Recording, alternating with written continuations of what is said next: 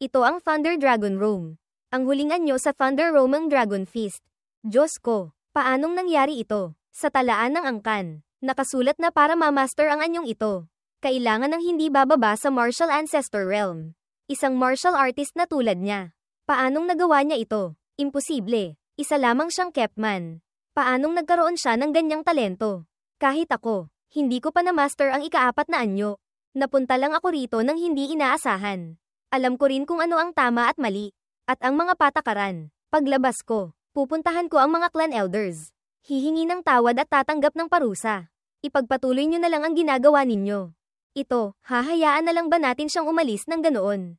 Pumunta tayo rito para gisingin ang ating bloodline. Ginugol natin ang napakaraming pagsisikap para dito. Ngayon, naubos na ang mga pills. Anong paggising ng bloodline pa ang gagawin natin? Ito, matitiis pa ba natin ito? Sa tingin ko, mas mabuting magtimpi na lang tayo. Kahit magtulungan pa tayo, hindi pa rin tiyak na matatalo natin ang kanyang Thunder Dragon Roam. Napakagaling. Alam pa pala ninyo ang inyong lugar. Sa huli, hindi naman ako isang taong marahas na mahilig magpakitang gilas ng lakas. Ngayon, patatawarin ko kayo. Bigla, sa sandaling ito, natisod si Yeming, Long Xiaobai, sa isang bato at sumubsob. Ito, ang Thunder Dragon Roam na tumama sa lupa, wala man lang tunog. Pati lupa, walang epekto. Hindi kaya, itong si Long Xiaobai ay puro porma lang. Patay na. Hihihi, Long Xiaobai. Ang iyong Thunder Dragon Roam, mukhang wala namang kahit kititing na banta. Narinig kong may kabaitan ka pang patawarin kami. Sabihin mo, paano mo gustong mamatay? Ito, sa totoo lang, mahabang kwento. Sa sandaling ito, dumighay pa si Yeming, Long Xiaobai. Dumidighay ka pa. Ikaw na hayop. Ibalik mo ang mga pills namin. Patayin ang batang ito. Sa kanyang dugo, baka may natitira pang kaunting bisa ng gamot. Wala kaming pakialam sa iyo sa likuran. Ang gusto namin ay ang matagumpay na paggising ng aming bloodline. Nagmamadaling ginamit ni Yeming, Long Xiaobai, ang Thunder Roamang Dragon Fist. Nagbanggaan ang mga palad ng magkabilang panig. Isang malakas na pagsabog ang umalingaw-ngaw. Tumilapon si Yeming, Long Xiaobai. Bumagsak mismo sa gitna ng bloodline pool, o source. Ang kanyang Thunder Dragon Roam, gaya ng inaasahan. Puro porma lang pala. Sinabi ko na nga ba? Saan siya kumuha ng kakayahang ma-master iyon? Lahat, sugod. Huwag siyang bigyan ng pagkakataong tumakas. Lintik, kung ang katawang ito ay may kaunting pundasyon lang, hindi ko na kailangang gumamit ng gangchi. Gamit lang ang lakas, kaya ko na silang durugin. Paanong naging ganito? Hindi naging madali para makatakas sa minahan. Paanong mamamatay lang ako ng ganito? Hindi ako papayag. Hindi ako papayag. Sa sandaling ito, isang agos ng blood chi ang pumalibot sa katawan ni Yeming, Long Xiaobai. Ito, teka, kanina, narinig kong binanggit nila ang tungkol sa paggising ng bloodline. Hindi kaya, may kinalaman ito sa Divine Dragon Cave. Kung totoo nga, ang enerhiyang lumalabas mula sa ulo ng dragon na iyon, ay ang True Dragon Breath na ginagamit para gisingin ang bloodline. Kumislap ang mata ng ulo ng dragon. Pagkatapos ay humihip pa ng blood chi patungo kay Yeming, Long Xiaobai, na nakaupo. Hindi maganda. Malapit na niyang gisingin ang kanyang bloodline. Bilisan niyo. Pigilan niyo siya. Ang buong katawan ni Yeming, Long Xiaobai, ngayon ay dahan-daang lumutang. Isang anino ng dragon ang umiikot sa kanyang katawan. Si Long Xiaoxian ay biglang nagulat at natigilan. Anong nangyayari? Ang katawan ko, bakit hindi ko may galaw? Kahit ang aking subconscious ay nanginginig. Ako rin. Ang katawan ko, parang may kumokontrol. Hirap igalaw. Ano ba ito? Kahit paano. Isa akong martial master. Bakit ako nanginginig sa harap ng isang martial artist? Ang pakiramdam na ito, parang, kaharap ko ang clan head. Ito ang pagpipigil ng bloodline. Imposible. Maliban na lang kung ang clan head mismo ang aktibong gumamit ng bloodline suppression. Hindi ito magagawa sa ganitong antas. Sa huli, gaano kadalisay ang bloodline na nagising niya? Hindi kaya, ako ang gumigising ng bloodline. Ang bloodline ni Long Xiaobai, maaaring ganito kalakas. Sabi ni Beiming, Master. Mali. Ang bloodline na gumigising ay hindi kay Long Xiaobai, kundi ang sariling True Dragon bloodline ni Master. Noon, dahil kulang sa pera si Master, hindi kayang gisingin ang Chaos bloodline. Umatras siya at pinili ang True Dragon bloodline. At ngayon, ang True Dragon bloodline na iyon, sa wakas ay nagising na. Haha, magaling. Napaka-interesante. Hayaan ninyong makita ko. Ang aking True Dragon bloodline, gaano kataas na kadalisayan ang naabot nito. Ang blood chi ay nagsimulang pumasok sa bibig at ilong. Ang mga ugat ng bloodline sa katawan ni Yeming, Long Xiaobai, ay nagsimulang lumitaw. Ha. Ang True Dragon Bloodline talagang nagpaparamdam sa akin ng lakas na sumisibol mula sa loob. Ngunit, kung ganito lamang na antas, hindi ito karapat-dapat sa iyong pangwalong ranggo. Isang dilaw na mata ang dahan-daang bumukas. Ito, ang Divine Dragon Origin Essence. Ang Long family, napakalaki ng kanilang kakayahan. Nagtago pa pala ng ganito kagandang bagay. Tiyak na dahil sa napakataas na kadalisayan ng bloodline ni Master kaya pilit itong nailabas. Divine Dragon Origin Essence. Bagamat hindi ko alam kung ano ito, basta't magandang bagay. Lahat ay dapat mapunta sa akin. Kaya itong tanggapin ng aking katawan. Mga malalakas na ugong ang maririnig. Imposible. Ang kanyang bloodline, ang pressure nito ay patuloy pang lumalakas. Ako, may pakiramdam pa nga akong kaharap ko ang ating ninuno. Ang kadalisayan ng kanyang bloodline, ano kayang antas na ang naabot? Lintik, hindi na ako makatayo ng maayos. Umuungal ang Divine Dragon. Sa sandaling ito, sa labas, sa ibabaw ng Divine Dragon Cave. Ang Divine Dragon Peak, ang bundok ay malakas na yumayanig. Ang Divine Dragon ngayon ay lumipad na paalis sa bundok. Ang mga tao ng Long family ay nakatayo. Pinapanood ang eksena mula sa malayo. Si Xiaoyun ay namamangha rin sa Divine Dragon Cave. Sa direksyong iyon, may umuugong na dagandong ng dragon. Hindi kaya, dahil may taong gumigising ng bloodline sa loob. Ngayon lang ako nakakita ng ganitong antas ng lakas. Samantala, sa Long Family Divine Dragon Pavilion. Clan Head. Ang Divine Dragon Origin Essence ay mabilis na nauubos. Kailanman ay hindi pa ako nakakita ng ganitong sitwasyon. Sino ba talaga ang gumigising ng bloodline? Clan Head Long Family. Long Xiaoyun. Hindi na kailangang hulaan. Si Xiaobai iyan. Ano? Yung batang iyon na naman. Ang Divine Dragon Origin Essence ay ang Yuan Qi na ibinuga ng Divine Dragon. Nakatago sa ilalim ng Divine Dragon Cave. Sa loob ng daan-daang libong taon, tinulungan nito ang hindi mabilang na miyembro ng ating angkan na gisingin ang kanilang bloodline. Ang True Dragon Breath ay isa lamang maliit na hibla ng aura nito na kumakalat. Dati, ang Divine Dragon Origin Essence ay maaari pang gamitin ng 5 hanggang 600 taon. Ngayon, mabilis itong nauubos. Clan Head. Ang kadalisayan ng bloodline ay umabot na sa 10%. Noon, ang paggising ay hindi nagdulot ng ganitong kababalaghan. Ang bloodline ni Long Xiaobai, gaano kaya kataas ang kadalisayan? Hindi bababa sa 50%. Ano? Imposible. Tanging ang mga may laman at buto ng True Dragon. Mga half-human half-dragon na nilalang lamang ang may pagkakataong lumampas sa 50% ng kadalisayan ng True Dragon bloodline. Si Long Xiaobai, paanong maaabot niya iyon? Huwag nang magsalita pa. Ang katotohanan ay nasa harap na natin. Hindi dahil sa hindi tayo naniniwala. Dahil sa usapin tungkol sa kanyang tunay na ama, lagi ko siyang iniiwasan. Hindi ko inaasahan na ang kanyang bloodline ay ganito pala kadalisay. Hindi kaya, ang kanyang tunay na ama ay isang True Dragon. Ano man ang mangyari, ngayon, siya ang magiging haligi ng pagbangon ng Long family.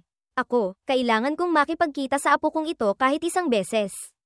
Pabalik sa loob ng Divine Dragon Cave.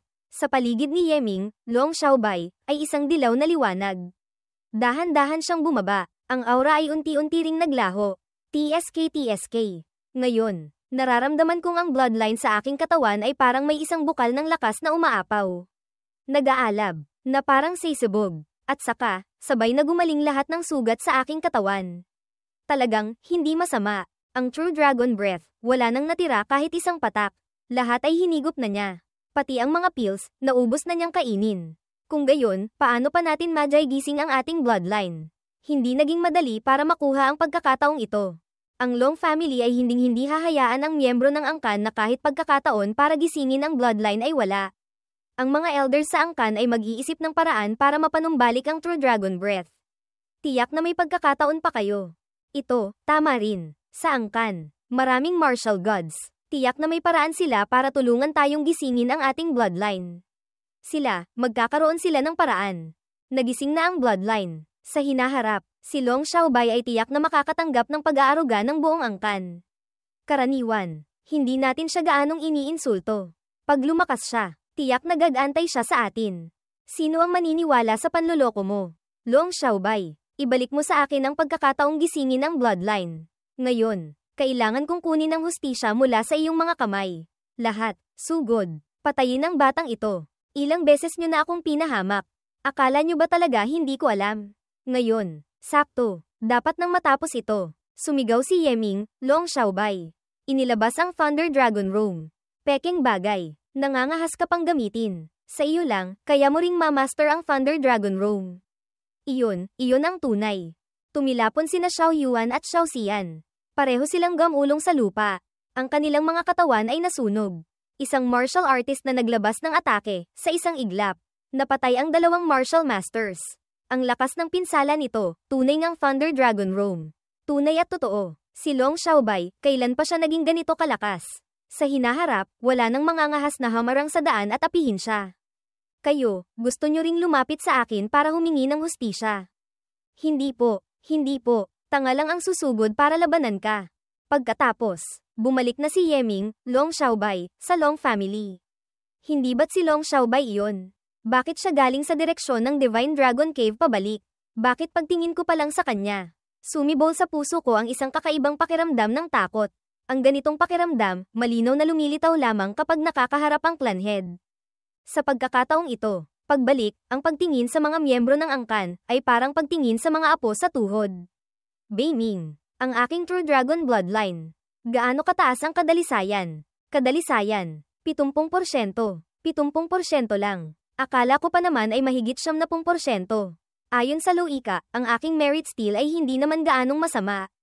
Ang mga tao sa Long family, karaniwan, ilang porsyento lang. Master, may hindi ka alam. Karaniwan, ang makakuha ng isang bahagi sa 1,000 ng True Dragon Blood ay maituturing ng True Dragon Bloodline. Ang napakaraming True Dragon Bloodline. Ang kadalisayan ay nasa pagitan lamang ng 1/1000th at 1%. Ang lumampas sa 1% ay napakabihira na. Ang makarating sa 10% ay mas lalo pang bihira. Yun pala, ganoon pala kabihira ang True Dragon Blood. Hindi nakapagtatakang may pakiramdam akong parang nakatingin sa mga apo sa tuhod. Xiaobai, nandito ka pala. Hindi ba't pumunta ka sa Spirit Stone Mine? Bakit ka galing sa direksyon ng Divine Dragon Cave pabalik? Nagkaroon lang ng kaunting hindi inaasahang pangyayari, hindi sinasadyang napadpad sa Divine Dragon Cave, sinamantala ko na para gisingin ang bloodline. Teka, hindi kaya, ang kaguluhan kanina sa banda ng Divine Dragon Cave, ay ikaw ang gumawa. Diyos ko, gaano kataas na kadalisayan ang nagising mo? 70%. 70%. Mas mataas pa kaysa sa clan head. Hindi nakapagtataka. Ang tingin ko sa iyo ay parang nakakakita ng isang senior. Ha, talagang hindi natural. Kailan mo balak sabihin ang balitang ito kay Tia? Si Tia, tiyak na napakasaya. Tungkol naman kay ina sa kabilang panig, pagbalik ko. Sasabihin ko sa kanya, hinanap mo ako. May kailangan ka ba? Gusto kang makita ng clan head. Marahil ay may kinalaman ito sa hindi pangkaraniwang ingay sa Divine Dragon Cave. Xiaobai, sa wakas, pinapahalagahan ka na rin nila. Sige. Pupunta ako. Mukhang, ang mga araw ng paghihirap ko sa Long family ay malapit nang matapos. Lumipat ang eksena sa Divine Dragon Pavilion. Ang Divine Dragon Pavilion, tirahan ng mga matataas na tao sa Long family. Mula mababa pataas, habang tumataas ang palapag, mas mataas din ang katayuan. Ang clan head na si Long Xiaoyun ay nasa pinakamataas na palapag. Si Xiaobai ay nagbibigay galang sa family head. Sa mga alaala ni Long Xiaobai, si Long Xiaoyun, bagamat kanyang lolo sa ina, ay tila hindi siya masyadong gusto. Napakadalang nilang mag-usap, takot din siya sa lolong ito. Bakit hindi mo ako tawaging lolo? Si Xiaobai ay hindi nangangahas. Nitong mga taon, marahil medyo naging malamig ako sa mag-inang si Wanner. Hindi ko inaasahan, pati ang nag-iisa kong apo ay takot din sa akin. Hay, hayaan na. Gumuhit si Long Xiaoyun sa noo ni Yeming, Long Xiaobai. Kumuha ng isang patak ng dugo. Kadalisayan, 70%. Ito, paanong nangyari? Xiaobai, nitong mga taon, nagtanim ka ba ng galit kay lolo? Kung hindi dahil sa ganitong kadalisayan ng bloodline, isang lolong tulad mo, mag-aaksaya pa ba ng oras para pansinin ako? Mukhang, totoong ang galit ka sa akin. Sa totoo lang, si lolo ay mayroon ding pinagdadaanan. Nais ko sanang mabuhay ka ng mapayapa habang buhay, ngunit ngayon. Mukhang kailangan ko nang sabihin lahat sa iyo. Noon, ang iyong ina, si Long Wanner, ay napakabata pa, ngunit nagpakita na siya ng napakahusay na potensyal. Lalo pa dahil sa kanyang pambihirang kagandahan, nagkaroon siya ng titulong numero 1 kagandahan ng Shang Country. Si Shang King Dishong ay may isang anak na lalaki na nagngangalang Dijang. Mayroong divine body physique. Sa isang handaan, nakita niya si Long Waner, lubos siyang namangha. Kailangang mapakasalan. Dahil dito, nagdala ng mga regalo ang Shang King sa Long family. At pumayag na rin ako. Magaling na lalaki, magandang babae, magkapantay sa katayuan. Dati, ito ay isang napaka-ordinaryong kasalan. Ngunit walang sino man ang nakakaalam, pagkalipas ng 3 buwan, may nakatuklas na si Long Waner, ay buntis pala. At hindi alam kung sino ang ama. Pagkatapos malaman ang bagay na ito, nagalit ng husto ang Shang King. Gustong gumanti sa aking Long family. Kung hindi dahil sa ginawa ko ang lahat para ayusin ito, ang Long family. Natatakot akong dumanas na ng matinding pinsala. Sa huli, hindi lamang ako nagsauli ng mga regalo, kundi nagbigay pa ako ng malaking regalo sa Shang King para lamang mapatahimik ang bagay na ito. Si Shang King Dishong na naman ito. Narinig ko na dati kay Fu Yuanzu, Fu Taishu, na ang numero 1 maalamat na si Shibi, ay siya. Ang paghina ng Zuan Tian Holy Land, ay may tiyak na kinalaman din sa kanya. Ang hari ng Shang Country, siya rin pala. Hindi lamang isang beses kong narinig ang pangalan niya. Dahil sa bagay na ito, ang Long family ay hindi lamang napinsala sa yaman. Mas mahalaga pa, naapektuhan din ang aming karangalan. Ang mga elders ay galit na galit. Ako, bilang clan head, hindi maaaring isipin lamang ang personal na damdamin. Kailangan ko ring magpaliwanag sa mga miyembro ng angkan. Walang magawa, maaari ko lamang ikulong si Waner. Ang aking nag-iisang anak, sa piitan. At ikaw, ipinanganak ka rin sa piitan. Pagkatapos mong ipanganak, lihim akong pumunta sa piitan, sinuri ang iyong physique, natuklasan kong ikaw ay isa lamang low-grade ordinary body. Sa buhay na ito, walang magiging tagumpay. Kung magkukultivate ka tulad ng ibang miyembro ng angkan, tiyak na hindi ka makikipag-agawan sa kanila. At ikaw na ipinanganak, ay ang kahihiyan ng Long family. Tiyak na maraming tao ang hindi magugustuhan ka. Mahirap kang mamuhay ng mapayapa. Dahil dito, sadya kong hindi inayos ang mga cultivation resources para sa iyo. Hindi kita hinayaang mag-cultivate, para hubugin ang iyong pag-iisip. Sa huli, gamit ang iyong potensyal, ang pakikipag-agawan at pagiging agresibo, ay magdudulot lamang sa iyo ng maagang pagkamatay. Mas mabuting magtiis habang buhay. Maging isang ordinaryong tao. Kahit paano, mabubuhay ka pa. Hindi ko alam kung maiintindihan mo ang pinaghirapan ni Lolo. Sa isip ni Yeming, ang sinabi ni Long Xiaoyun, marahil ay totoo. Kung talagang wala siyang pakialam sa mag-inang si Long Waner. Noon pa man ay direktang ipinalaglag na niya. Hindi na kailangang hayaang ipanganak pa si Long Xiaobai. Bagamat si Long Xiaobai ay hindi minamahal ng iba, mayroon din siyang makakain at maisusuot. Hindi kailangang mag-alala tungkol sa pagkain. Hindi tulad ko noon, pagkatapos mamatay ng aking mga magulang. Kahit noodles ay wala akong makain. Lolo, ang iniisip ninyo, naiintindihan ko rin. Ngunit, mayroon pa ring isang bagay akong kailangang sabihin. Noong ginigising ko ang aking bloodline, sina Long Xiaoxian at Long Xiaoyuan ay inatake ako. Pinatay ko sila, at saka, sa loob ng spirit mine, nakaharap ako ng mga assassin. Binalak nilang patayin ang miyembro ng angkan. Ang pagkamatay nila ay hindi kawalan.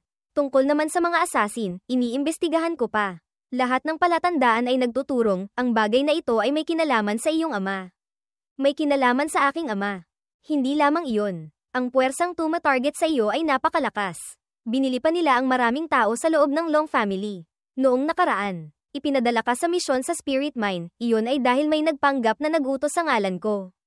Ang mga taong sangkot, pinatay ko na silang lahat. Kasama na si Long Wu doon. Hindi mo lang alam. Sa isip ni Yeming, gaya ng inaasahan. Nakaligtas si Long Xiaobai hanggang ngayon dahil si Long Xiaoyun ay laging lihim na nagpoprotekta sa kanya. Xiaobai. Tungkol sa usapin ng True Dragon Bloodline, hindi mo dapat sabihin sa ibang tao. Naiintindihan mo ba? Bakit po? Ayon sa mga nakasanayan, kung ang iyong kadalisayan ng bloodline ay lumampas sa 30%, itinuturing ka ng susunod na Holy Lord ng True Dragon Holy Land. Ang kasalukuyang Holy Lord, nasa kasagsagan pa ng kanyang kabataan. Natatakot akong hindi kanya palalampasin. Ikaw, ang magmamana ng Holy Land. Lolo. Ang ating Long family at ang True Dragon Holy Land, ano ba talaga ang relasyon? Hindi ba't itinuturing kaming isang puwersa? Ha, maituturing na magkapatid. Pagkatapos maghiwalay, namuhay din ng mag-isa, lalo na ang Golden Aristocratic Family at ang Holy Land. Sa katotohanan, nauna ang ating Long family. Pagkatapos lamang nagkaroon ng True Dragon Holy Land. 30,000 taon na ang nakalilipas. May isang peerless powerhouse na isinilang. Kahit ang mga divine level powerhouses noon, kapag nakakaharap siya, kailangang magbigay galang. At ang Long family noon, ang lakas ay malayong mas mababa kaysa ngayon. Ayon sa Loika, imposible kaming magkaroon ng ugnayan sa ganoong klaseng powerhouse. Sa madaling salita, ang ating mga ninuno ang naghirap para makuha ang pagtingin ng anak na babae ng peerless powerhouse na iyon. Mula noon, ang ating Long family ay unti-unting lumakas sa tulong ng powerhouse na iyon. Hindi nagtagal pagkatapos noon, ang apo ng powerhouse ay ipinanganak, at matagumpay na naman na ang True Dragon at Golden Winged Rock bloodlines sa kanyang katawan. Mabilis siyang lumaki at itinayo ang True Dragon Holy Land. Naging unang Holy Lord. Kaya naman, ang True Dragon Holy Land, masasabing kalahati ay mula sa Long family, at kalahati ay mula sa powerhouse. Sa katotohanan, hanggang ngayon, hindi lamang ang True Dragon bloodline, kundi pati ang Golden Winged Rock bloodline ay napanatili. Kung ikukumpara ang lakas ng dalawang panig, ang Golden Winged Rock bloodline ay bahagya lamang na mas mababa, pagkatapos maitatag ang Holy Land. Ang mga sumunod na Holy Lords ay karaniwang hawak na ng Long family. Ang mga nagmana pa ng True Dragon bloodline, ang Holy Sect's Holy Lord at iba pang mahahalagang posisyon ay karamihang hawak ng mga nagmana ng Golden Winged Rock bloodline. Sa paraang ito, ang dalawang panig ay magbabantayan at magbabalanse sa isa't isa, at walang sino man ang maaaring mangibabaw sa isa. Ang Holy Lord ay taga-Long family na natin. Hindi ba't dapat ay pumanig siya sa ating Long family? Hanggal, bagamat kabilang siya sa Long family, ang Long family ay hindi sa kanya. Ngunit ang True Dragon Holy Land ay sa kanya. Saang panig siya papanig, hindi na kailangang sabihin pa. Kung malalantad ang kadalisayan ng iyong bloodline, tiyak na magkakaroon siya ng ilang mga iniisip. Tiyak na, habang mas malaki ang pamilya, mas komplikado ang mga puwersa at panloob na sitwasyon. Siya nga pala, Lolo, yung mga assassin sa akin, mula sa ang puwersa sila. Sa buong Tianyuan continent, walang gaanong puwersa ang may ganyang katapangan na lumapit sa isang golden aristocratic family. Ano ang relasyon ng mga taong iyon at ng aking ama? HMPH. Noon, tinanong ko ng paulit-ulit si Warner. Ayaw niyang sabihin. Bagamat hindi ko alam ang partikular na sitwasyon, ngunit makakasiguro si Lolo na, ang iyong ama ay may napakalaking pinagmulan. Malaking pinagmulan. Hindi kaya, ang Four Great Divine Lands. Iyon ay mga puwersa lamang ng ating Tianyuan continent. Sa labas, mayroon pang umiiral na maraming makapangyarihan. Sa katotohanan, sa loob ng Four Great Divine Lands, maliban sa Heaven-reaching Divine Land at Undying Divine Palace, ang pinagmulan ng Eternal Divine Mountain at Origin Divine Sea ay wala sa Tianyuan continent. Yung ilang mga kulto na kapag nababanggit ay nagbabago ang mukha ng lahat. Tulad ng Hao Tian cult, ang pundasyon nila ay nasa labas lahat ng Tianyuan continent. Sa isip ni Yeming, hindi ako niloko ni Wujang. Totoo ngang ang Hao Tian cult ay hindi lamang umiiral sa Tianyuan continent. Ngunit, ang Hao Tian cult na ganyan kalakas, gumugol pa ng ganoong kalaking pagsisikap para imbestigahan ang tunay na ama ni Long Xiaobai. Yung lalaking iyon, ano kayang klaseng tao siya? Sa katotohanan, sa maraming malalaking mundo, ang Tianyuan continent ay maituturing lamang na isang mid-level na malaking mundo. Ang Martial Dao civilization na nahubog dito, ay mid-level civilization lamang. Sa labas ng Tianyuan continent, maraming iba't ibang civilizations ang umusbong. Halimbawa, ang Immortal Spirit continent na may Immortal Dao civilization bilang core. Ang Shaman God continent na may Shaman Dao civilization bilang core. Ang lakas ng isang malawak na mundo ay hindi nakabatay sa laki ng mga hangganan nito. Hindi rin nakabatay sa bilang ng mga tao, kundi sa antas ng civilization. Tulad ng Immortal Dao civilization, Buddhist Dao civilization, lahat ay high-level civilizations. Kaya naman ang kanilang mga kontinente ay mga advanced continents din. Ano? Ang Martial Dao civilization ay mid-level civilization lamang. Kung gayon, ang pag-cultivate ng martial arts, wala bang pag-unlad? Xiaobai, huwag mong maliitin ang Martial Dao. Bagamat mas mababa nga ito sa ibang civilization sa kasalukuyan, ang Martial Dao ay may walang hanggang potensyal, at tiyak na uunlad ito para maging advanced civilizations, o kahit pa super civilization sa hinaharap. Ang Martial Dao civilization ay maaaring ma-upgrade. Siyempre, kung kasing lakas ng Immortal Dao civilization, hindi ba't sa simula ay unti-unti rin itong umunlad mula sa pinakamababang civilization? Ang martial arts ay ganyan. Maraming mga top-tier powerhouses ng Tianyuan continent ang nag-e-explore sa mga hangganan ng Martial Dao. Ang susi kung makakaangat ang isang civilization o hindi ay nakasalalay sa pinakamataas na antas na maaaring abutin ng taong ipinanganak sa civilization na ito. Ang pinakamalakas na tao sa ating Tianyuan continent ay karaniwang tinatawag na martial god.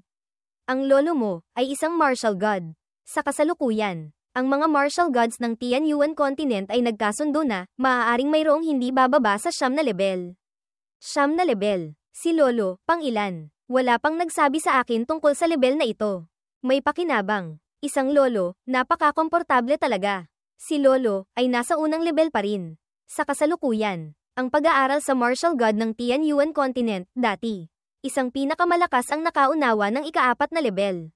Ika-4 na level. Hindi ba't napakalayo pa? Kahit ang ika-4 na level ay unti-unting paglakad ng hindi mabilang na henerasyon ng mga martial gods. Alam mo ba, 3 level lamang noong mythological era. Itong ika-4 na level ay pinaunlad ng mga tao sa modernong panahon. Hindi kaya, kapag naunawaan ang ika-9 na level, ang martial Dao civilization ay maaaring umangat sa high-level civilization. Maaaring ganoon nga, ang tinatawag na martial god 9 levels ay umiiral lamang sa konsepto. Hindi pa tiyak kung ito ay tama o hindi. Maaaring walang 9 na level. O maaaring mayroon pang mas marami kaysa 9 na level. Sa madaling salita, ang antas na maaaring abutin ng martial Dao civilization ay nakasalalay sa pag-unlad ng mga susunod na henerasyon. Habang mas maraming nalalaman, mas nararamdaman ang sariling kaliitan.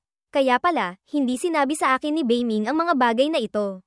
Ngunit, kahit alam ko na, ano naman ang magagawa ko? Sa malawak na mundong ito, wala akong iba kundi isang langgam. Ngunit, hindi na mag-iisip ng ganoon kalayo. Mas mabuting pag-isipan ng kaunti, ngayon. Walang sino man sa angkan ang makakapantay sa kadalisayan ng aking bloodline. Itong si Lolong mapagbigay, dapat ding magbigay ng kaunting pabor. Hindi ba, lolo? Mayroon lang, si Xiaobai, hindi ko alam kung dapat kong sabihin o hindi. Sabihin mo lang. Bagamat nagising na ni Xiaobai ang kanyang bloodline, ngunit ang pundasyon ay malayo pa. Mahirap iwasang maliitin ng iba. Basta't tiisin ko lang ang kaunting kahihiyan, natatakot lamang akong mapahiya si Lolo, ang ating true dragon bloodline. Lolo, tingnan nyo. Haha, sabihin mo, basta't gusto mo. Ang mga yaman sa angkan, lahat ay maaaring ibigay sa iyo. Ito ang aking token. Dalhin mo ito, sa loob ng angkan. Anumang makita mo ay maaari mong kunin. Saan mo man gustong mag-cultivate, maaari kang pumunta. Mag-focus ka lang sa pag-cultivate ng mapayapa. Hihintayin ni Lolo ang iyong ipapakita sa Golden Secret Realm pagkalipas ng 3 buwan. Maraming salamat po, Lolo. Makalipas ang ilang sandali, sa piitan ng Long family. Sa mga alaala ni Long Xiaobai. May lugar ngang tinatawag na Golden Secret Realm. Ito ay magkakasamang binuksan at pinoprotektahan ng mga malalaking pamilya. Narinig kong nagmula ito sa Buddhist Dao civilization. Sa loob, maraming mga Buddhist Dao ruins. Ngunit ang secret realm na ito, tanging mga martial artist cultivation lamang ang maaaring pumasok. Ang mga malalaking pamilya, kada ilang taon, nagpapadala lamang ng mga disipulo papasok para maghanap ng mga kayamanan. Kahit ang Azure Dragon Empire ay naiinggit. Matagal nang gustong sakupin ang Golden Secret Realm. Ngunit nakaharap sa pagtutol ng mga powerhouses mula sa mga malalaking pamilya. Ang piitan ay nabuksan na. Young Master Xiaobai, narito na kami. Sige, maaari ka nang umalis. Binuksan ni Yeming, Long Xiaobai, ang pinto. Bigla siyang nagulat sa eksena sa loob. Wow, may mukha pa rin ang elder. Ang tirahan ng mga babaeng nagkasalang ito, ang mga palamuti at kasangkapan ay hindi kakaunti. At mukha pang malinis. Maayos, at kompleto. Mas maayos pa kaysa sa kwarto ko. Sabihin mong ito ay isang babaeng silid tulugan. Maniniwala pa ako. Sa mga alaala ni Long Xiaobai.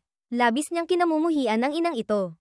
Kinasusuklaman niya ito sa paggamit ng pinakawalang hiyang paraan para ipanganak siya. Nagdulot ito sa kanya na tiisin ang lahat ng kahihiyan. Kahit isang ama na marangal ay wala. Kaya labis niyang kinamumuhian ang kanyang ina. Sa kabaligtaran. Isang tagalabas na tulad ko, hindi ko siya nakikitang kasuklam-suklam. Bagkus, nakikita ko siyang kaawa-awa. Ginahasan ng isang lalaking walang responsibilidad. Siya rin ay biktima lamang. Si Long Waner ay nakahiga sa mesa. Nagulat nang makitang may pumasok. Xiaobai, nagmamadali siyang tumayo, lumapit, ngunit nagmamadaling binawi ang kamay. Xiaobai, patawad. Si Ina ay walang karapatang tawagin kang anak.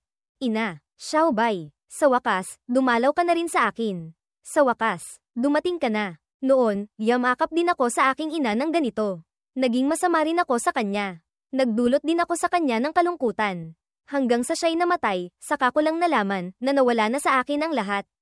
Xiaobai, Maupo ka rito. Nakikita mo ba ang mga cake na ito? Lahat ay paborito mong kainin. Araw-araw gumagawa si Ina. Hinihintay lang kitang dumating. Noon, si Xiaobai ay hindi nakakaintindi, makitid ang isip, nagwala kay Ina. Matagal nang hindi na ako galit kay Ina. Umaasa rin akong mapapatawad ako ni Ina. Si Ina, hindi takot na makulong sa piitan. Hindi rin takot sa pangungot siya ng mundo. Kahit hindi takot na iwan ako ng taong nanloko sa akin. Natatakot lamang akong kamuhian mo ako. Ikaw ang lahat para kay Ina. Si Ina, mamatay man ay hindi takot. Natatakot lamang akong mawala ka. Sa isip ni Yeming, Sa totoo lang, si Long Xiaobai ay matagal nang patay na. Ina, maaari niyo po bang sabihin sa akin, si Ama, sino po ba talaga siya? Paano kayo nagkakilala? Ang Haotian cult ay napaka-interesado kung sino ang tunay na ama ni Long Xiaobai. Kung malilinawan agad ang pinagmulan, maaari na rin akong umalis dito ng maaga. Nagulat si Wanner nang tanungin ito ni Yeming, Long Xiaobai, Ina. Kung ayaw ninyong sabihin, ayos lang din po. Xiaobai, hindi naman sa ayaw ni Ina sabihin, ngunit ang pag-alam sa sitwasyon niya, ay walang may dudulot na mabuti para sa iyo. Ina, noon, nakausap ko na ng marami si Lolo. Ina, huwag kayong mag-alala, kahit ano pa man si Ama. Kaya kong tanggapin. Ang aking Xiaobai, lumaki na. Sige, kung gayon, sasabihin ni Ina sa iyo. Tahimik na nakinig si Yeming, Long Xiaobai, 17 taon na ang nakalilipas. Si Long Wanner ay 16 na taong gulang pa lamang. Napakatanyag na sa Shang Country. Kilala bilang numero 1 kagandahan ng Shang Country. Ngunit dahil din sa sobrang katanyagan, dinukot siya at ginahasa ng isang masamang tao. Sa mahirap na sandaling iyon, isang binatang martial master ang bumaba mula sa langit. Kasama ang magnanakaw na iyon na nasa ancestor level. Naglaban sila ng matindi. Sa huli, lumampas ng 2 malaking realms. Matagumpay niyang pinugutan ang masamang martial ancestor na iyon. Bayaning nagligtas sa dalaga. Ang binatang iyon ay nagngangalang Shang Wuliang. Galing siya sa ibang malaking mundo. Sa pagkakataong ito, pumunta siya sa Tianyuan Continent para maghanap ng pagkakataon. Si Long Wanner ay labis na naantig sa kanya. Hinangaan pa ang kanyang talento. At nagkaroon sila ng ugnayan. Pagkatapos ng ilang panahon ng pagiging malapit, si Shang Wuliang ay umibig din kay Long Wanner. Nagkasama sila ng ilang araw at sila mismo ang nagpasya sa kanilang buhay magkasama. Tinatamasa nila ang buhay bawat araw. Ngunit hindi nagtagal. Sinabi ni Wuliang na may isang mahalagang bagay siyang kailangang gawin at kailangan niyang umalis ng ilang panahon. Sinabi niya kay Long Wanner na maghintay ng 20 taon. Kung hindi siya babalik pagkatapos ng 20 taon. Si Wanner, malalim ang pagmamahal kay Shang Wuliang. Kahit gaano pa siya pilitin ni Long Xiaoyun. Kailanman ay hindi niya sinabi ang pagkatao ni Shang Wuliang. At ang panahong ito, ay 17 taon na. Ina, si Ama, ano ba talagang mahalagang bagay ang ginawa niya? Hindi ko rin alam. Mukha siyang napaka nag-aalala noon. At sinabi niya sa akin ng ilang hindi magandang bagay. Sinabi niyang sa pagkakataong ito, siya ay maaaring umangat ng husto o mamatay ng walang libingan. Mula sa kanyang mga salita, dapat siyang nabubuhay sa isang napakalaking puwersa. At ang puwersang iyon ay kasangkot sa isang malupit na pag-aagawan sa kapangyarihan. At siya ay isa ring panig sa labanang iyon. Ina, kung si Ama ay hindi bumalik, ano ang gagawin ninyo? Naghintay na ako ng 17 taon. 3 taon na lang ang kulang. Hindi ba? Pinakamabuti ay bumalik siya. Kung hindi siya babalik, hahanapin ko siya. Buhay man, kailangang makita ang tao. Patay man, kailangang makita ang bangkay. Ito, masyado namang mapagmahal. Ngunit kailangan ding sabihin ulit. Si Long Xiaoyun, clan head ng Long family. First level martial god. Si Long Wanner, ngayong taon ay 33, isa ng martial ancestor. Si Shang Wuliang, kahit noong bata pa, nasa martial master realm, nakapatay na ng martial ancestor. Isang pamilya ng mga malalakas. Bakit pagdating kay Long Xiaobai, ay isa siyang mahinang nilalang? Pagkatapos, ikinwento ni Yeming, Long Xiaobai, ang tungkol sa paggising ng bloodline at pagtanggap ng pagpapahalaga mula kay Long Xiaoyun kay Long Wanner. Si Long Wanner ay lubos na nagpapasalamat. Sa ilang mga pag-uusap, nalaman na gabi na, si Long Wanner ay ayaw pang magpaalam. Hindi ko alam kung gaano katagal magtatagal ang pagkatao ni Long Xiaobai na ito. Ngayon, mayroon na akong matatag na posisyon sa Long family. Hindi kaya, maaari akong umalis ng ilang panahon. Sa sandaling ito, isang boses ang umalingaw-ngaw. Siyempre maaari. Sa isip ni Yeming, Wujiang, Divine Disciple.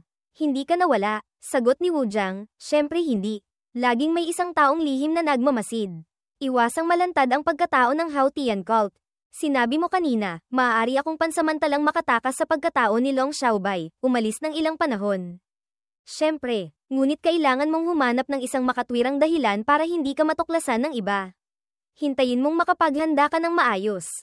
Ibabalik ko ang lahat. Kinabukasan, sa Long Family Heavenly Wisdom Bamboo Forest, Young Master Xiaobai. Anong ginagawa mo rito? Kung gustong pumasok sa kawayanan para mag-cultivate, kailangang sumali ng maraming beses sa pagsubok. Kailangang makuha ang pahintulot ng clan elder. Ikaw, sigurado ka bang kailangan ko ng pahintulot ng iba? Ang token ay narito. Para na ring ang clan head mismo ang narito. Anumang lugar ay maaaring puntahan. Pakiusap. Pasok po, Young Master. Susunod, kailangan kong mag-secluded cultivation ng ilang panahon. Para harapin ang Golden Secret Realm. Bago ako lumabas, huwag hayaang may sino mang pumasok sa loob. Opo. Makalipas ang ilang sandali, nakaupo si Yeming, Long Xiaobai, sa isang malaking bato sa loob ng kawayanan. Lahat ay naayos na ng maayos. Ang Long family ay mahigpit na binabantayan. Maraming eksperto. Kung gustong lumabas ng hindi nakakaakit ng pansin, iisa lamang ang paraan. Mag-teleport papunta sa Crimson Sun Heavenly Cave. Lumipat ang eksena sa Crimson Sun Heavenly Cave, ang swerte ay hindi masama. Sa loob ng Heavenly Cave, walang tao. Kung hindi, si Master ay kailangan na namang pumatay. Mabuti na lang. Ang mga bagay sa loob ng storage device ay hindi kulang. Ang buong yaman ay nasa kamay ng iba. Mula simula hanggang huli, hindi pa rin ito parang totoo. Master, susunod. Saan po kayo pupunta? Hindi ko alam. Ngunit, nakahinga rin ng maluwag. Ang pagpapanggap bilang ibang tao palagi, ay hindi rin isang masayang bagay. Hehe, kahapon. Gumawa ako ng misyon kasama ang mga disipulo ng Divine Calculation Sect. Inagaw ko ang hindi kaunting benepisyo. Yung batang iyon, muntik nang mamatay sa galit. Nakakapamuhay tayo ng ganito kay Ginhawa, ay dahil kay Sect Master Sun. Sa isip ni Yeming, ang aking kasalukuyang lakas ay hindi sapat. Mahirap harapin ang buong Crimson Sun Sect. Maaga o huli, kailangang puksain ang salot na si Sun Buang na ito. Hindi ko rin alam kung naging maayos ba ang reincarnation ni na ama at ina. Pupunta muna ako sa Shang Country. Pagkatapos umalis sa Crimson Sun Sect, pinuntahan ni Yeming ang kanyang mga reincarnated na magulang. Tiningnan ng isang beses, nakitang maayos ang lahat, saka lamang siya napanatag. Bumalik siya sa bangko. Natuklasang ang Haotian cult ay talagang hindi tumalikod sa salita. Naroon pa rin at naghihintay. Si Zuan Bing Beast ay tulad pa rin ng dati. Tumutulong sa kanyang magbantay. Bagamat medyo nakakabagot, ngunit napaka-alerto pa rin. Pagkatapos, naglakad-lakad si Yeming sa isang kagubatan. Beiming, hindi kaya, sa buhay na ito, maaari lamang akong umiral sa ilalim ng pagkataong ito. Hintay ang ipanganak ang mga magulang. Lumaki, makabawi ng alaala, hindi ko maaaring gamitin ang pagkatao ni Ji Wogo para mamuhay kasama nila. At lagi kong nararamdaman, kahit gamitin ko pa ang pagkatao ni Ji Wogo o gamitin ang pagkatao ni Long Xiaobai, ang kalooban ko ay hindi sang-ayon. Ganoon katagal na, ngunit hindi pa rin makasanayan. Tanging sa pagbabalik lamang sa aking tunay na pagkatao, saka lamang ako magiging masaya at malaya. Si Master, lumaki pa ng mas mabilis kaysa sa inaasahan ni Beiming. Naramdaman na ang kadiliman ng kapalaran. Noon, hindi sinabi ni Beiming kay Master dahil si Master ay marami pang bagay na hindi nakikita. Ang pagsasabi ay wala ring silbi. Sa totoo lang, lahat ng tao ay may sariling kapalaran. Sina Ji Wogo at Long Xiaobai ay parehong ganoon. Sa bawat pagbabago ng pagkatao ni Master, ang kapalaran sa kanyang katawan ay kasunod ding magbabago. Dahil sa pagbabagong ito, kaya sa puso ni Master ay laging may pakiramdam na hindi masaya. Beiming, sabihin mo nga, maaari pa ba akong bumalik sa pagiging si Yeming? Ang Haotian cult, tiyak na magagawa ito. Ngunit natatakot akong, si Master ay kailangang magbayad ng napakalaking halaga. Haha. Kumpara sa paghihirap ng araw-araw na pamumuhay ng patago, kahit tunay na itsura ay hindi mailantad. Malaking halaga. Ano naman iyon? Ang isang lalaki, ulo'y nakatapat sa langit, paay nakatapak sa lupa, tumayo ng hindi nagpapalit ng pangalan. Umupo ng hindi nagpapalit ng apelyido. Ako, si Yeming, ay magpakailanman si Yeming. Maaari lamang maging si Yeming. Si Ji Wogo ay isa lamang pansamantalang pagkatao. Basta't makabalik sa dati, gaano man kalaki ang halaga. Ayos lang. Pumasok si Yeming sa loob ng Divine Sea, Wujiang sa loob ng dagat. Kailangan ko ng tulong ng Haotian cult. Yeming, anong kailangan mo? Sa impormasyon ng Haotian cult, Tiyak na matagal nang alam na ako noon. Dahil sa sect guardian beast ng Yin Yang sect na nakakita sa aking pagkatao, ay napilitang maging si Jiwogo. Ngayon, gusto kong ibalik ang lahat. Matutulungan mo ba ako? Siyempre maaari. Kaya lang, ang halaga ay napakalaki. Matatanggap mo ba? Sabihin mo. Pakinggan ko. Sa totoo lang, kailangan lamang ng kaunting pagbabago. Maaari kong burahin ang iyong pagkatao bilang Haotian cult disciple. Ngunit sa paggawa nito, mawawala sa iyo ang merit card ng Haotian cult. Kailangan mo ring magbayad ng napakaraming merit points. At saka, ang iyong mga puntos ay hindi pa sapat. Diretsuhin mo na. Ano ba talaga ang kailangan kong ibayad? Una, patalsikin ka mula sa Haotian cult. Mula dito, hindi ka na magiging secret envoy. Hindi ka na rin magiging miyembro ng culto. Pangalawa, ang misyon ni Long Xiaobai, kailangan mo pa ring ipagpatuloy. Pagkatapos makumpleto, ang merit points mula sa misyong iyon ay wala sa iyo. Hindi ka makakatanggap ng anumang benepisyo. Pangatlo, pagkatapos putulin ang lahat ng ugnayan sa Haotian cult, lahat ng benepisyo na natatanggap mo mula sa bangko ay mawawala na rin. Pang-apat, bagamat hindi ka na miyembro ng Haotian cult, wala ng merit card, ngunit ang iyong pagkatao bilang Heaven's Patrol ay mananatili pa rin. Sa hinaharap, maaari ka lamang umiral gamit ang pagkatao ng Heaven's Patrol. Sa narinig ko sa iyo, nitong panahong ito, lahat ng pagsisikap ko ay napunta sa wala. Pera. Posisyon na isang hakbang na lang mula sa cult master, lahat ay mawawala. At saka, sa kondisyong hindi makakatanggap ng kahit isang sentimong bayad, kailangan ko pa ring gawin ang isang level 1 na mapanganib na misyon. Tunay ngang napakalaking halaga, ngunit pumapayag ako. Yeming, alam mo ba, may posibilidad na mawala sa iyo ang posisyon ng Haotian cult master. Sa kasalukuyan, mukhang malaki ang posibilidad na makumpleto mo ang misyon. Pagdating ng panahon, maaari mong kontrolin ang lahat ng martial gods ng Haotian cult. Kahit pa kontrolin ang 5 great emperies sa iyong mga kamay. Narinig ito ni Yeming. Tumawa ng malakas. Haha, maging cult master ng Haotian cult. Ano naman, gamit ang aking kasalukuyang lakas, hindi ba't kontrolado pa rin ako? Hindi ako naniniwala na yung mga martial saints at martial gods na iyon ay kusang loob na papayag na utusan ng isang hamak na martial artist na tulad ko. Tanging lakas lamang ang makakapagpasya sa lahat. Kahit gaano pa karaming bagay ang ibigay sa akin ng Haotian cult, iyon ay sa Haotian cult pa rin. Hindi sa akin. Kay Yeming. Sige, kung napag-isipan mo ng mabuti, kung gayon. Magsisimula na ako. Ang kristal na bloke ay nagsimulang magkabitak. Makalipas ang ilang sandali, sumabog ito. Ang merit card, kasama ko ng ganoon katagal. Sa huli, ganito na lang naglaho. Ang panlabas na anyo ni Yeming ay dahan-daang nagbago, bumalik sa dating anyo ni Yeming. Ang kalooban ay unti-unting gumagaan. Mula ngayon, ang ganitong pakiramdam ng hindi pagiging malaya, ang hindi maipaliwanag na pakiramdam sa puso, ay maglalaho. Mukhang, ang aking pagpili ay hindi mali. Noon, ang pagsali sa Haotian cult ay mayroon ding magagandang puntos. Ngunit, hindi namamalayan, kinontrol na nito ang aking espiritu. Noon, dahil hindi pinag-isipang mabuti ni Beiming. Hindi dapat sumali si Master sa Haotian cult. Hindi mo kailangang humingi ng tawad. Ako ang nagkamali sa pagpili noon. Ngunit ang pagpili ngayon ay hindi. Sa huli, marami rin akong natanggap na magagandang bagay mula sa Haotian cult. Hindi ba? Susunod, marami pa akong bagay na kailangang gawin. Una, sasabihin ko sa iyo ang aking plano. 3 araw pagkatapos, sa Azure Dragon Imperial Palace. Great Emperor, ang inyong lingkod, may naisiulat. Ako ang Supervision Guard Captain. Ang Supervision Guard ay ang tagapagmasid sa lahat ng bagay sa langit at lupa. Sa itaas ay ang mga opisyal. Sa ibaba ay ang mga mamamayan. Basta't mapansin ng Supervision Guard. Hindi makakatakas. Siya, kusa pang nagulat. Mukhang hindi maliit ang bagay. Ano iyon? Kamahalan. Kamakailan. Nahuli ng inyong lingkod ang isang natitirang miyembro ng Haotian cult. Ang kasong ito ay may kinalaman sa isang henyo ng ating imperyo. May kinalaman sa numero 1 nakalista sa Latent Dragon Rankings. Si Yeming. O, paano nangyari iyon? Ang natitirang miyembro ng Haotian cult na iyon, nagngangalang si Tia Ingong. Isa siyang martial artist na nasa antas ng martial god. Noong hindi pa pumapasok si Yeming sa Haotian cult, napansin na niya ito. Tinukoy na mayroon siyang magandang hinaharap. Habang lumalakas ang kapangyarihan sa loob ng katawan, at ang pagbabawal ng Haotian cult ay itinanim, ang natitirang miyembro ng Haotian cult, tinawag itong merit card.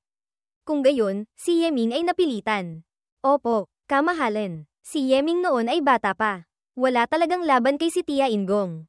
Si Tia Ingong, para pilitin si Yeming, ay pinaslang ang mga magulang ni Yeming, at isinelyo pa ang kanilang mga kaluluwa.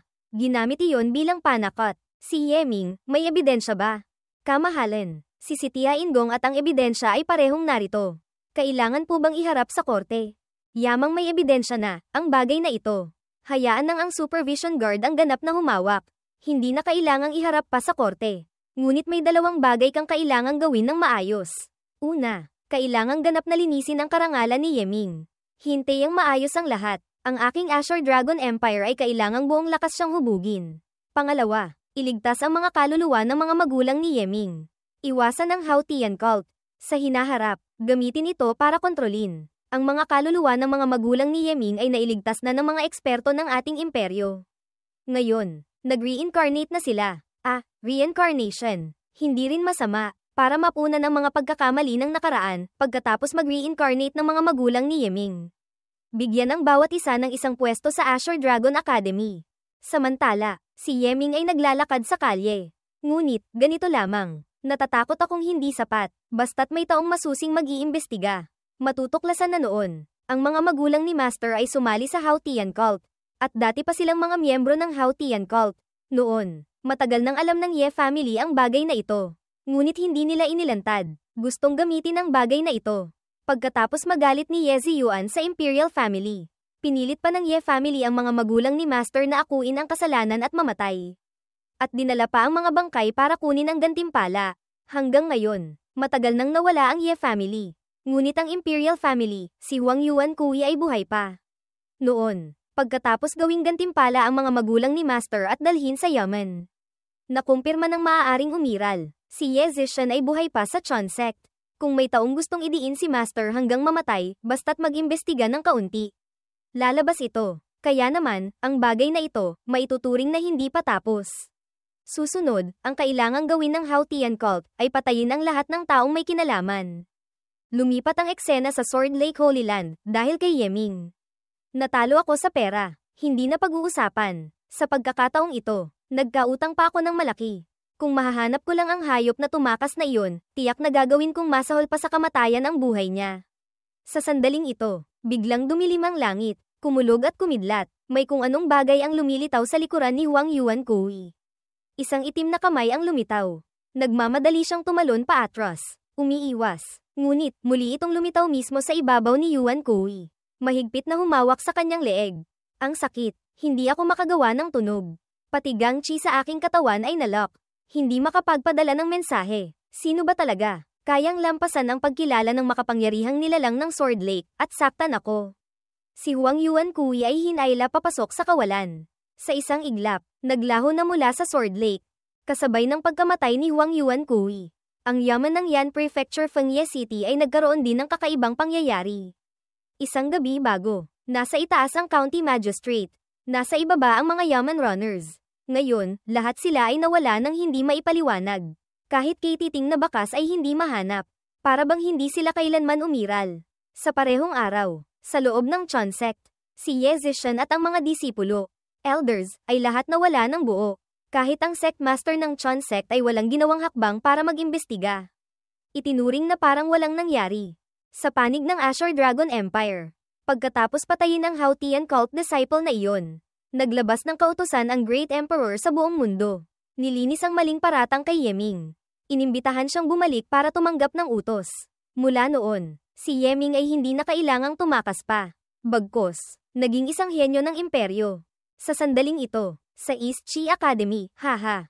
Alam kong walang mangyayari sa henyo.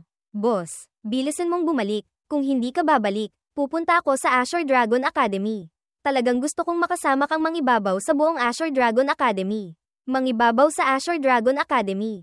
Sa isang lugar sa loob ng academy, si Miruyo ay nakatingin sa maaliwalas na kalangitan. Alam kong magiging ayos ka lang. Sa harap mo, kuya, lagi akong panatag. Yeming, magkikita tayo sa Azure Dragon Academy. Tianying, mukhang hindi ka nagulat sa bagay na ito. Hindi kaya, matagal mo nang nahulaan ang kahihinatnan. Alam ko lamang, siya ay disipulo ko. Ano man ang kanyang pagkatao, hihintayin ko pa rin siyang bumalik. Ang puntong ito ay hinding-hindi magbabago. Hintayin siyang bumalik, dadalhin ko siya sa larangan ng digmaan. Lumipat ang eksena sa Vermilion Bird Imperial Palace, Tita Zhu. Sinabi ko na sa iyo. Si kuya ay hindi natitirang miyembro ng Hao Tian cult. Tingnan mo. Totoo ngang nagkamali lang ang Azure Dragon Empire. Talaga bang iniisip mong nagkamali sila? Ang Azure Dragon Great Emperor ay mas tuso kaysa sa iyo. Munting dalaga. Lumipat ang eksena sa inner courtyard ng Yin Yang sect, Feng Xian. Pinutol mo ang relasyon bilang guro at mag-aaral sa kanya. Nagsisisi ka ba? Hindi nagsisisi. Sa huli, noon, para protektahan ang kanyang buhay at hindi madamay ang Yin Yang sect. Iyon lamang ang maaari kong gawin. Ngunit sa totoo lang, ang batang iyon, napakabilis lumaki. Ang talento, kumpara sa akin noon, mas malakas ng husto. Pagkatapos niyang maunawaan ang Yin Yang Soul Understanding, naramdaman kong ang aking antas ay hindi sapat para maging master niya. Totoong ang ganoon. Ngunit, ang kanyang pagkatao bilang disipulo ng ating sekta ay naroon pa rin. Sa pagkakataong ito, kailangang hubugin siya ng maigi. At saka, mahusay din siya sa array formation. Sakto, angkop siyang sumunod kay Elder Yi para matuto. Hindi kaya, ang ibig mong sabihin ay, hayaang si Elder Yi ang maging master niya. Hindi kaya, sa tingin mo ay hindi sapat ang kwalifikasyon ni Elder Yi. Hindi po nangangahas. Hindi po nangangahas. Si Elder Yi ay isang peak martial god. Ngunit ang kanyang talisman arrays ay numero 1 sa Tianyuan continent na ito. Kahit third-level martial gods ay hindi nangangahas na galawin siya. Ako, natatakot lamang akong hindi tanggapin ni Elder Yi ang disipulong ito. Kung anong desisyon ang gagawin ni Elder Yi, kailangang tingnan kung may kapalaran silang maging guro at mag-aaral. Hindi rin natin maaaring pilitin. Ngunit sa totoo lang, ang maling paratang na ito sa kanya, ay dahil din sa Sect Guardian Divine Beast. Nararamdaman kong kailangang may ibigay na kabayaran. Sumama ka sa akin sa East Chi Academy sandali. Mayroon siyang malaking ugnayan sa lugar na ito. Ngayong naibalik na ang kanyang pagkatao. Tiyak na dito siya unang pupunta. Lumipat ang eksena sa East Chi Country, haha. Sinabi ko na nga ba? Ang henyo ng ating East Chi. Paanong magiging miyembro ng Hao Tian cult? Yun pala, napilitan lamang. Hay, ang Hao Tian cult, talagang hindi mga tao. Tiyak na sila ang nagpahamak sa henyo ng ating Azure Dragon Empire. Yung si Tia Ingong na iyon, talagang dapat mamatay. Dapat patayin. HMPH. Sa wakas, hindi na kailangang magtago pa. Ang pakiramdam ng pagbabalik sa sarili ay hindi masama. Yeming, maligayang pagbabalik. Kami ng iyong master ay naghihintay sa iyo. Iyon ang boses ng Dean ng East Chi Academy. Nakabalik na ako. Ang disipulong si Yeming ay nagbibigay galang kay master. Nagbibigay galang kay Dean. Matagal nang hindi nagkita. Lahat. Hindi ko alam sina Zhang Heng, Mi Ruyu, Murong Zuqiao, Yu Chen, at pati si Instructor Liu Fei, kumusta na kaya sila? Mamaya, pupuntahan ko sila para makipagkwentuhan tungkol sa nakaraan. Hindi na kailangan ng maraming formalidad. Ang pagbabalik ay mabuti. Ang pagbabalik ay mabuti. Ha, nitong nakaraang panahon, may nakuha ka bang ani? Napakalaki ng pressure. Ang cultivation naman, ay umunlad ng husto. Nararamdaman kong malapit ng mag-breakthrough. Pati Gang Chi ay mas naging siksik. Hindi masama, ngayong gabi. Ikaw at ang iyong mga dating kaibigan. Magkwentuhan muna kayo. Bukas, sumama ka sa akin sa larangan ng digmaan para magsanay. Pupunta sa larangan ng digmaan. Kung gayon, ang Long family sa kabilang panig. Paano na?